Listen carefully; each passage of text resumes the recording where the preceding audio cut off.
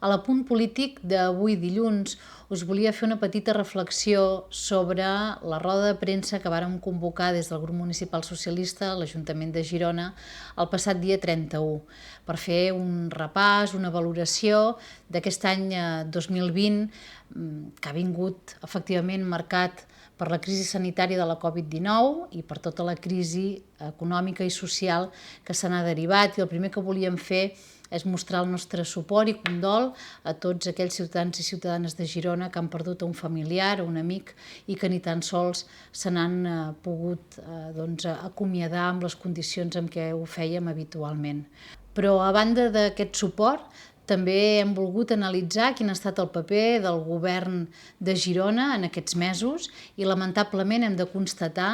que el govern no ha estat centrat en allò que hauria d'haver estat, com és donar resposta a través de polítiques que puguin pal·liar, compensar els efectes negatius econòmics i socials d'aquesta crisi de la Covid. I arribem a aquesta conclusió perquè no ha estat capaç de posar sobre la taula una proposta d'ordenances fiscals i de pressupostos que són les dues eines de competència municipal que mobilitzen els recursos humans i econòmics necessaris per aplicar polítiques. Per tant, en aquests moments, el govern de Girona es troba sense les dues eines fonamentals per poder donar resposta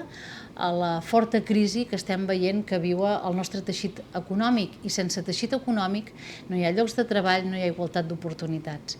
Per tant, lamentablement constatem la incapacitat i la debilitat d'aquest govern per posar sobre la taula allò més fonamental en l'àmbit municipal i constatem que hem començat aquest any sense els pressupostos municipals, que són els que han de marcar quines polítiques es faran i quins recursos es posaran en àmbits, per exemple, tan importants també com la cultura, i sense les ordenances fiscals, que són l'eina que regulen els ingressos i, per tant, aquestes quantitats econòmiques necessàries per poder afrontar aquestes polítiques i també per tal d'equilibrar la imposició fiscal en aquelles famílies que en aquests moments, a causa de l'atur o de la crisi econòmica, doncs no poden fer front a aquesta imposició fiscal i, per tant, requereixen de bonificacions o de flexibilització en el seu pagament. En resum, i amb això acabo, doncs, un govern que no està obsessionat ni centrat amb el treball absolutament necessari, sempre ho és, però en aquests moments més que mai, de protegir el nostre teixit econòmic i les famílies que en aquests moments ho estan passant malament.